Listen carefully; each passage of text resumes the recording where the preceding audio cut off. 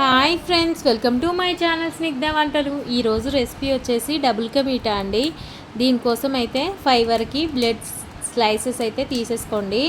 ఒక 5 వరకు తీసుకుంటున్నాను. ఇప్పుడు ఈ ఎడ్జెస్ని అయితే మనం కట్ చేసేసుకోవాలి అండి.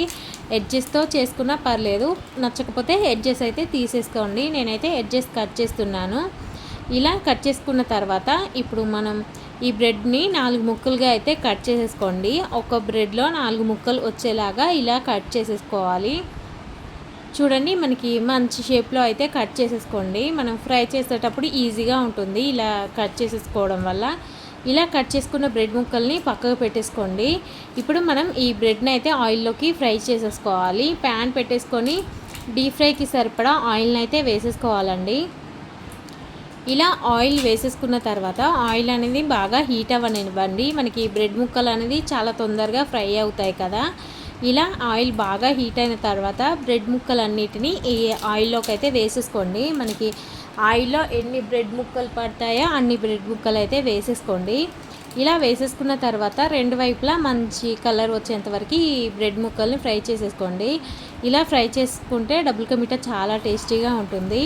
ఇప్పుడు మనం బ్రెడ్ ముక్కలను ఫ్రై చేసుకున్న ప్యాన్లోనే ఆయిల్ తీసేసి అదే ప్యాన్లోకి 1 కప్పు వరకు చక్కెరని అలాగే 1 కప్పు వరకు వాటర్ని అయితే వేసేసుకోండి. మనం తీసుకున్న 5 బ్రెడ్ ముక్కలకి కప్పు వరకు పంచదార సరిపోతుంది. ఇలా వాటర్ వేసేసుకున్న తర్వాత ఇందులో ఇలాచీని అయితే వేసేసుకోండి. క్రష్ చేసి ఇలాచీ వేసేసుకోండి. మనకి డబుల్ కా మీఠా టేస్ట్ చాలా బాగుంటుంది. మనకి పంచదార అనేది కరిగిపోతే సరిపోతుందండి.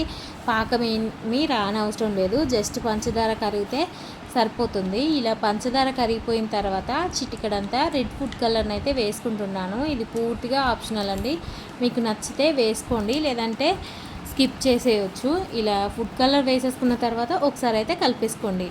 మనం ముందుగా ఫ్రై చేసి పెట్టుకున్న బ్రెడ్ ముక్కలను అయితే వేసేసుకోవాలండి. ఇలా బ్రెడ్ ముక్కలు వేసేసుకున్న తర్వాత ఒక 1 మినిట్ స్టవ్ ఆన్లో ఉంచేసి ఆఫ్ చేయండి. మనకి ఈజీగానే బ్రెడ్ ముక్కలు షుగర్ సిరప్ని పీల్చేసుకుంటాయి. ఇప్పుడు ఇందులోనే ఒక 1/4 కప్పు వరకు కాచి చల్లార్చిన చిక్కటి పాలని అయితే వేసేసుకోండి. బాగుంటుందండి. మనం ఇలా పాలు వేయడం వల్ల డబుల్ కా మీఠా టేస్ట్ అనేది చాలా బాగుంటుంది.